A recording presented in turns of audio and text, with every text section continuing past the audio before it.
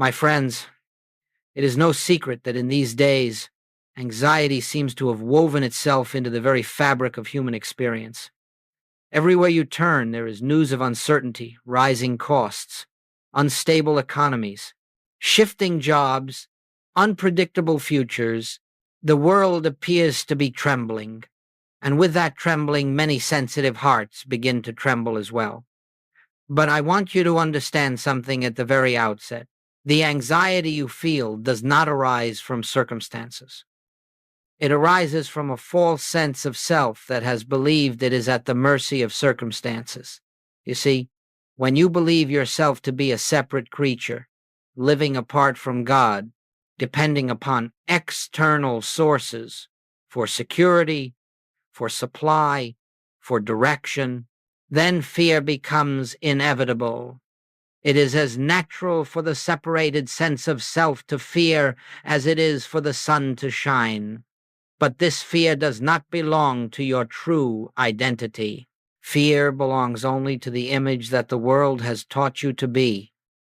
And so long as you accept that image fragile, vulnerable, dependent upon the shifting forms of this world, you will experience the anxiety that accompanies it. But the purpose of our time together is not to console this anxious self. No, it is far more radical than that. We are here to see through it. We are here to look beyond the mask of the anxious mind and discover the self that has never once trembled, never once feared, never once lacked anything. This self is the presence of God expressing as your very being. And when this is recognized, not believed, not affirmed, but recognized, the anxiety that seems so powerful loses its footing and dissolves like mist before the morning sun. So let us not begin by asking how to fix the problem out there. Let us begin by questioning the one who believes it is separate, threatened, and alone. For if we can touch even for a moment the truth of who you are behind the anxious thought, the entire structure of fear begins to crumble. And in its place, a peace that the world cannot understand and cannot take away quietly reveals itself. This is our work in this hour, not to change the world, but to awaken to the self that is not of this world. Let us go a little deeper now.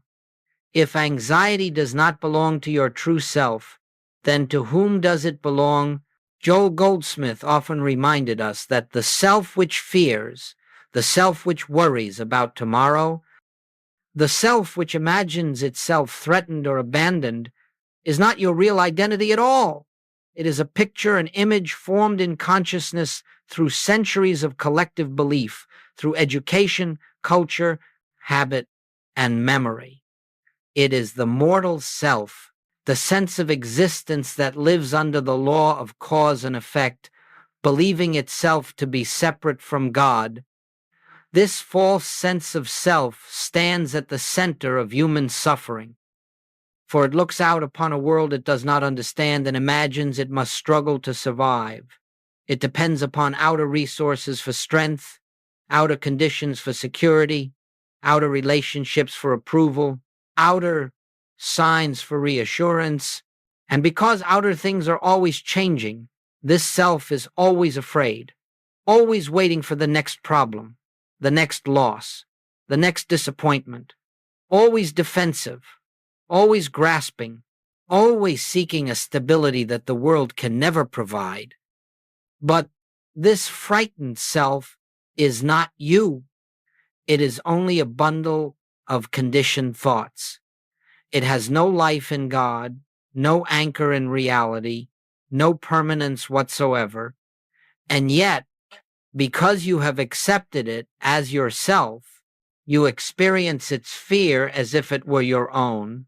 You wear it like a garment and say, "This is me." But it is not. It is merely the echo of the world's belief in separation. If you pay close attention, you will notice that the one who worries is always the same shadow, whether the fear concerns your finances, your health, your relationships, or your future, it is always the same anxious voice speaking. The content of the worry changes, but the worrier remains unchanged. And this should give you a great clue. Anything that repeats itself without variation, anything that appears in many disguises but never changes its essential nature, cannot be the living self. It is an impersonation of you, an actor playing your part on the stage of human belief. Now, I want you to realize something very quietly. The false self does not need healing. It does not need blessing. It does not need more money, more protection, more reassurance, for it is not a real self at all. What it needs is to be seen through. It needs to be recognized as the illusion it is. And this recognition begins the moment you step back and observe it. Observe the fear as something that arises, not as something that you are. Observe the anxious thought as a passing cloud, not as the sky itself. Observe the tension in the body as a temporary vibration, not as your identity. In that simple act of observation, you are shifting from the false self to the true self, the self that does not tremble, the self that does not lack, the self that lives forever in the presence of God. And so when anxiety arises, do not fight it, do not condemn it, do not struggle to change it. Simply recognize that the one who fears is not the one who lives as you. This recognition is the beginning of freedom. It is the quiet dawn before the sun of truth rises in your consciousness. As we continue, let us turn our attention to the great pronouncement that stands at the center of all spiritual realization. The kingdom of God is within you. These were not poetic words, not mystical riddles, not promises of a distant future. They were the simple statement of a present reality, a reality already established, already functioning, already complete. And it was this inner kingdom, this divine consciousness, that Joel Goldsmith dedicated his life to revealing. The anxious self, the fearful self, the seeking self always looks outward.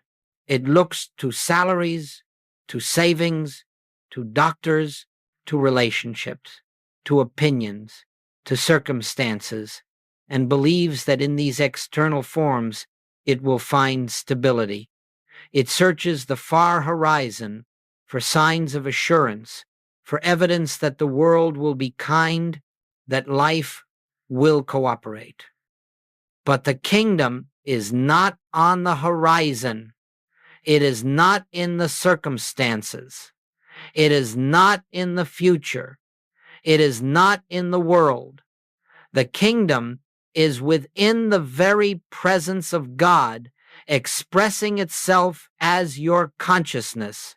And so, whenever you seek safety outside yourself, whenever you look for reassurance in the shifting tides of human conditions, you turn your back on the one place where peace truly dwells.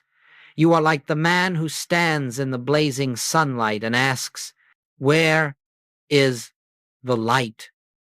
You are like the wave that searches the ocean for water. You are already standing in the fullness of the kingdom, but you are unaware of it because your attention has been trained to look outward rather than inward. To shift your identity from the anxious self to the self of the kingdom is not an act of effort. It is not achieved by discipline, by memorizing truth, by reciting affirmations, or by forcing the mind into new habits.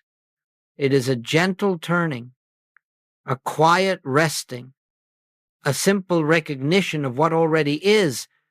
Right now, this very moment, the presence of God is living you. It is beating your heart, breathing your breath, guiding your steps, sustaining your life. And yet, When you believe yourself separate from that presence, when you identify with the mortal sense of self, you feel fear. The fear is the signal that you have forgotten the kingdom within. It is the knock upon the door of consciousness calling you home. And so, when anxiety arises, do not battle it. Do not seek to silence it by solving outer problems. Instead, let it remind you, I have been living as a self apart from God. Let me return to the kingdom within. The moment you turn inward quietly, gently, you will feel a shift. It may be slight at first, like the softest breath across the surface of the heart, but it is the beginning of returning to your true place. And as you rest in that inner presence, you will discover something profound. The anxious self cannot enter the kingdom. It dissolves at the threshold. Only the true self, the self that is one with the Father, can abide there. This is the great shift of identity. This is the golden unveiling, not the changing of a frightened self into a stronger one, but the realization that the frightened self is not you at all and that who you truly are has never once been separate from the infinite. Now let us consider something that lies at the heart of all human fear, especially fear surrounding money, security, and the future. Goldsmith taught that every form of limitation we experience begins not in the outer world, but in the mental image we hold of ourselves. It is not the circumstance that frightens us. It is the picture within consciousness that interprets the circumstance through the lens of separation. When you say, I do not have enough, you are not describing a fact. You are describing a belief intertwined with an image. When you worry about losing a job or running out of resources, it is not the outer condition that produces fear. It is the inner picture of yourself as a being dependent upon those outer factors for life. And because this picture is built from human conditioning, from the collective belief in separation, it always depicts you as incomplete, unsupported, and vulnerable. This is why fear continues even when circumstances improve. A person may receive more income, a new opportunity, a better position, yet the anxiety remains just beneath the surface. Why? Because the mental image has not changed. The external scene shifts, but the internal picture remains the same, frightened figure, always waiting for the next loss, the next downturn, the next misfortune. The shadow survives even when the sun is shining, but here is the liberating truth. This mental image is not your true self. It is a construct of the mortal mind. It is the way the world has taught you to see yourself, not the way God sees you, and to the degree that you identify with this image, you will experience the fear that belongs to it. The spiritual path, as Goldsmith understood it, is not the process of improving the mental image. It is not about convincing yourself you are wealthy when you feel poor, nor about denying the appearance of need. It is not about manipulating thought in order to produce a better outcome.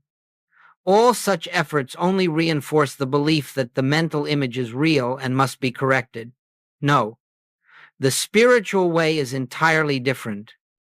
It is the gentle recognition that the mental image is not who you are. It is the realization that behind every fearful picture stands the presence that is never touched by lack, never diminished, never threatened, never dependent upon external supply. As you begin to see this, you will notice something subtle. The fear is always directed at the mental image, never at the true self. For the true self has no awareness of lack. It lives in the fullness of the kingdom. where supply is the very nature of being, and when you shift your attention away from the image and toward the one who is aware of it, the fear begins to dissolve, not because you have solved anything, but because you are no longer identifying with the one who fears. Try to observe this now. When a fear arises in your mind, perhaps about money, perhaps about the future, pause. Notice the picture. Notice how the mind projects a small, vulnerable figure standing alone in a world it cannot control. And then ask yourself, who is seeing this picture? Who is the witness? Who is the one behind the thought? In that moment of inquiry, you step out of the image and into the self that watches. You enter the kingdom within, and you will discover that the self which observes the fear is never the one experiencing it. It is untouched, undisturbed, whole. This is the beginning of freedom from lack, not changing the image, but withdrawing reality from it, not fighting the fear, but recognizing that the one who fears is not the one you are. Let us now come to a point that stands at the very center of Joel Goldsmith's message, the practice he called recognition. If you truly grasp this, you will understand why fear dissolves effortlessly and why supply flows without struggle. Every spiritual tradition has its methods, affirmations, rituals, disciplines, techniques, and there is a place for these in the early stages of awakening. But Goldsmith saw that the highest spiritual life is not achieved through effort. It is revealed through recognition. Recognition is the quiet awareness of what is already true. It does not add anything. It uncovers. It does not strive. It sees. It does not attempt to change conditions. It beholds the reality behind them. And in that simple beholding, transformation occurs naturally without human force. When you practice recognition, you are not trying to convince yourself of something. You are not attempting to rearrange the thought world or manipulate inner pictures. You are simply acknowledging that beneath the noise of the mind, beneath the surface of fear, beneath the shifting circumstances, the presence of God is already here, already functioning as your very consciousness.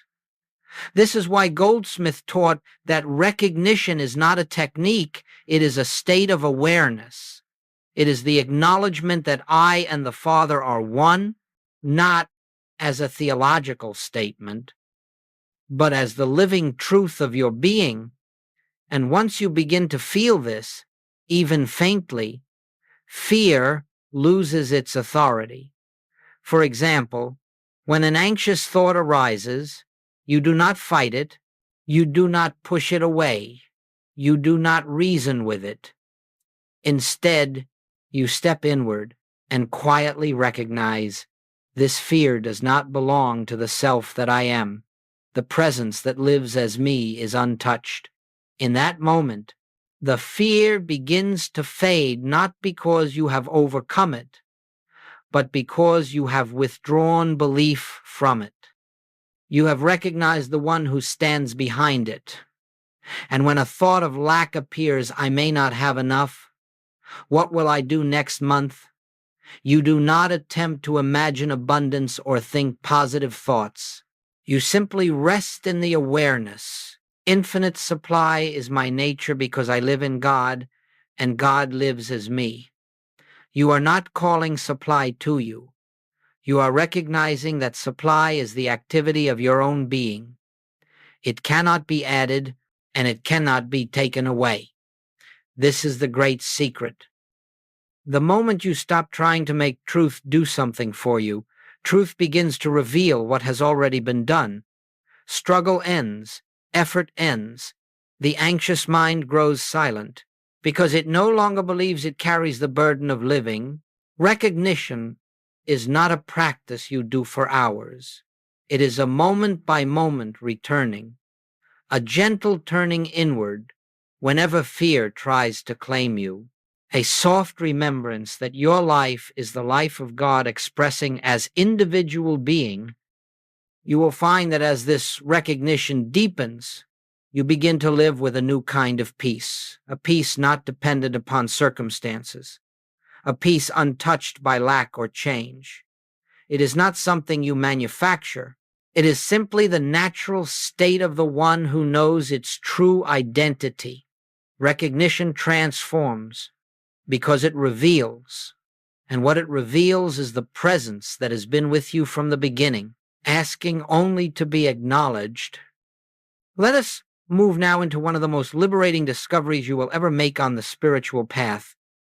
It is the understanding that all outer forms of supply are merely channels, while the true source of supply is the infinite invisible, the presence of God within your own consciousness. Until this distinction becomes clear, you will continue to fear because you will continue to look to the channel as if it were the source. Most of the world lives in bondage to channels. A paycheck appears, and one feels secure. The paycheck disappears, and one feels threatened. A business opportunity opens, and hope rises. The opportunity closes, and fear returns. Money comes in through one avenue, and confidence grows. That avenue dries up, and anxiety takes its place. But through all of this, the source has not changed. The infinite has not diminished. Only the outer channel shifted, and because the mind mistakenly worshipped the channel, it experienced the shifting as loss. But when you understand, as Goldsmith did, that the source of your supply is the very presence that lives you, a profound freedom begins to dawn.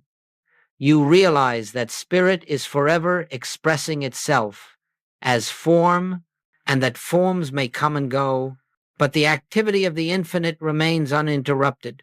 A job may disappear, but not your supply. A client may cancel, but not your source of income. A market may collapse, but not the abundance of the kingdom. Channels will change as freely as waves upon the ocean, but the ocean never changes. This is why Goldsmith often used the analogy of sun and rays. The ray does not depend upon the window through which it shines. If one window closes, the sun simply finds another opening. The ray is never cut off from the sun, because its life is the sun, and so it is with you. If you identify with channels, you will fear. If you identify with the source, you will rest. Living from inner supply means recognizing that everything you need already exists within your consciousness as the presence of God. Your task is not to attract it, not to manifest it, not to visualize it. Your task is to acknowledge the truth that your being is rooted in the infinite, and therefore no outer form can add to you or take from you. When this truth begins to live in you, you stop chasing opportunities. You stop worrying about outcomes. You stop tying your well-being to the ups and downs of the world.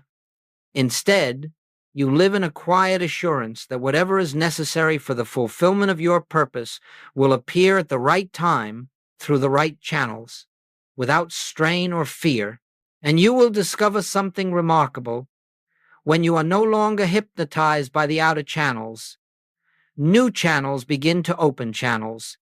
You could not have predicted, planned, or forced supply flows, not because you manipulate conditions, but because you are aligned with the source that never ceases to express itself. This is the beginning of a new way of living. It is not human living uplifted. It is spiritual living revealed. It is the life of inner abundance, expressing through outer forms effortlessly, gracefully, in perfect order. And once you taste this freedom, you will understand why Jesus said, "Take no thought for your life. Your Father knows. Your Father, the infinite within you, knows." And this knowing is the source of all that appears as your daily supply. Now that we have begun to discern the difference between the outer channels and the inner source, let us turn to something that many have misunderstood: the nature of miracles. Most people hear the word miracle and imagine a sudden change in outer conditions, an unexpected payment, a healing, a breakthrough, a shift in circumstances so dramatic it appears supernatural. But in the consciousness of Joel Goldsmith, a miracle is never something that comes to you from outside. It is something that reveals itself from within. A miracle occurs when the illusion of separation dissolves. That is all. It is the natural activity of the present showing through the veil of the mortal mind. No pleading with God is necessary. No ritual is required. No technique will force it. The moment the false sense of self falls away, the infinite harmony that has been present all along becomes visible as form. This is why Goldsmith often said that we do not demonstrate anything. We do not demonstrate health, abundance, or harmony. We merely recognize the truth, and the truth demonstrates itself. The moment you stop trying to get something from God, the moment you stop attempting to correct error through mental effort, the moment you rest in the awareness of your oneness with the Father, miracles unfold not because you cause them, but because nothing is blocking their natural expression. Consider how this looks in daily life. A person who has been struggling financially for years suddenly experiences a shift, not in the outer world, but within themselves. They stop identifying with the anxious self. They stop begging for supply. They stop chasing outcomes. They become still. And in that stillness, they recognize, the life I live is the life of the infinite. I cannot be separate from my supply.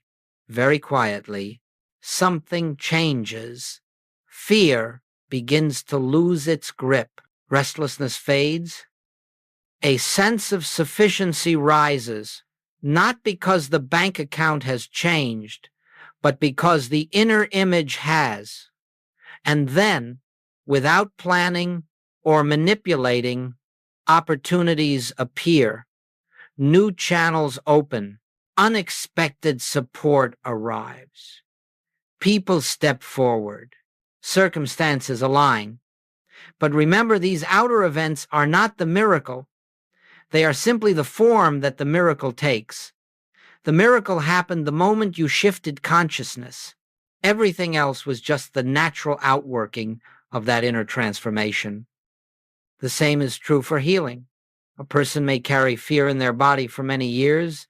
They try affirmations, treatments, disciplines, hoping to change the condition, but the fear persists because they are still living as the one who is separate from life. Then one day, perhaps in a moment of deep quiet, they stop resisting, they stop asking, they stop trying to change anything, and in that surrender, they feel, even for an instant, the presence of God within them as their own being. Nothing dramatic happens on the surface, yet something profound has occurred, a shift, a release, a recognition, and in the days or weeks that follow, the body begins to respond, the condition fades, strength returns, harmony reappears. But again, the healing is not the miracle. The recognition is the miracle. The healing is simply the visibility of the truth that was always present. This is why anxiety melts away. When you turn inward, fear has no root in the true self. It only survives in the mental image, and the moment the image is dissolved through recognition, you begin to live from a different center. Instead of reacting to appearances, you rest in the assurance that everything necessary for your life is already contained within your consciousness. When you know the truth of your being, outer conditions adjust themselves automatically. You do not make them adjust. You do not push them. You do not pray for them. You simply live in the awareness that the infinite invisible is your supply, your life, your intelligence, your guidance. And in that awareness, miracles are not events. They are the natural rhythm of your existence. This is why Goldsmith taught that the spiritual path is not a path of getting, but of seeing who you truly are, seeing the presence at the center of your being, seeing that nothing can be added to or taken away from the infinite, and when this seeing becomes your way of life, the miraculous becomes ordinary. Let us now bring these truths into the rhythm of daily living, for the spiritual life is not measured by moments of inspiration alone, but by the quiet continuity of recognition throughout the ordinary movements of the day. Joel Goldsmith never asked us to retreat from life. Rather, he taught us how to walk through each hour with the awareness of the presence, until the presence itself becomes the only life we recognize. Every day offers countless opportunities to choose between the anxious mind and the inner kingdom, and it is in these small, seemingly insignificant moments that consciousness is transformed. The way you begin your day, the posture you take before your work, the attitude with which you approach decisions, these are the places where the false self is either reinforced or dissolved. So let us consider a simple rhythm, not as a technique, but as a way of remembering, a way of returning to what is true. First, the morning recognition, before the world's noise touches your mind, before you reach for your phone or list the tasks awaiting you. Take a moment to be still, not to pray for anything, not to ask for guidance, not to prepare for the day's challenges, but simply to acknowledge, I live in the presence of God, and the presence of God lives as me. This single recognition, held quietly even for a breath, establishes your day upon a foundation no circumstance can shake. You are not a mortal waking up to face a difficult world. You are the infinite expressing through an individual form. Second, the midday pause. At some point, perhaps while waiting in line, walking to your next task, or sitting in a moment of silence, stop for 10 seconds. 10 seconds is enough. In those 10 seconds, withdraw your attention from the passing scene and turn inward, not to fix anything, not to solve anything, but to remember the presence goes before me, the presence works through me, I do nothing of myself. This simple pause breaks the hypnotism of the world. It loosens the mind's grip on fear. It reminds you that you are not the one striving to make life work. Life is living you. Third, the evening release. When the day is closing, do not carry its impressions into the night. Let the thoughts, the conversations, the concerns, the unfinished tasks fall away, not by analyzing them, not by judging them, but by recognizing that none of these belong to the self, that you are, in this gentle release, you return to the truth of your being.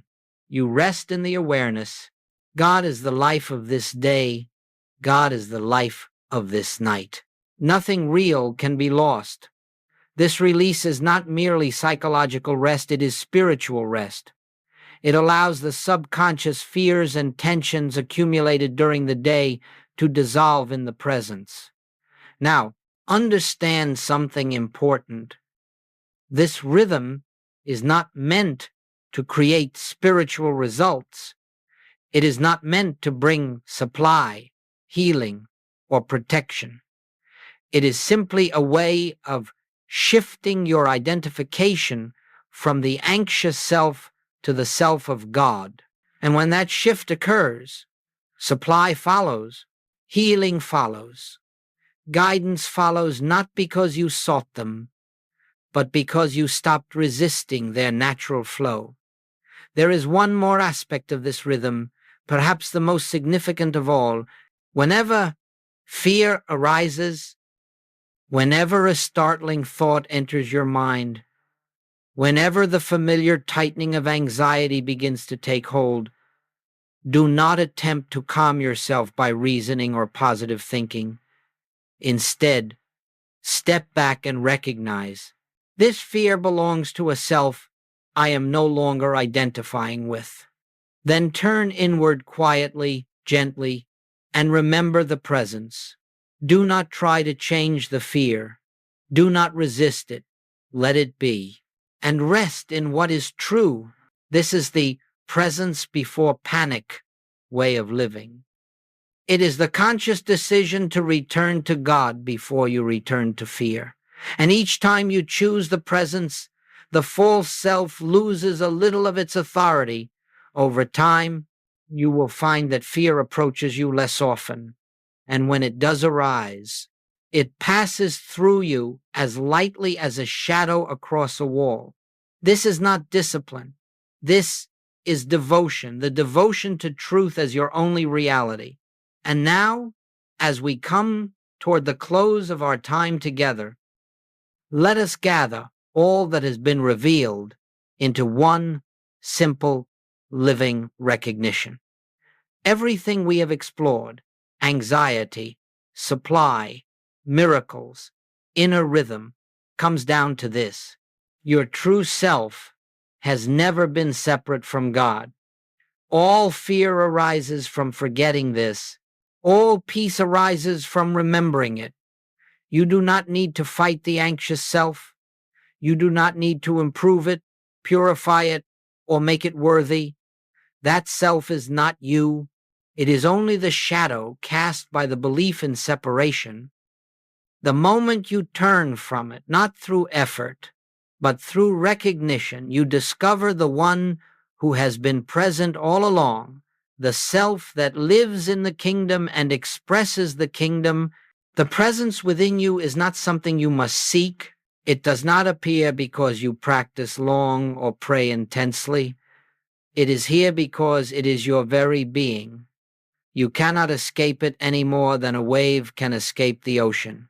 Your task is simply to acknowledge it quietly, sincerely, without strain. In this awareness, you begin to understand that there was never anything to fear, there was never anything to lack, there was never anything to chase. The anxious mind was living its own dream of isolation, and you mistook yourself for the dream figure, but now you are awakening. Now you are remembering. Let this remembrance deepen until it becomes the foundation of your life. I live, yet not I. The presence lives as me. Rest in that. Let that be your prayer, your meditation, your peace. Let it guide you when circumstances appear uncertain. Let it steady you when the world trembles. Let it silence the inner storm without a word. For the kingdom of God is not a future event. It is not a reward. It is not a place to reach. It is the inner radiance of your own being, shining quietly beneath every thought, every breath, every moment of your life. And when you return to that kingdom, when you rest in that presence, you discover that the whole purpose of the spiritual path is simply to be what you already are.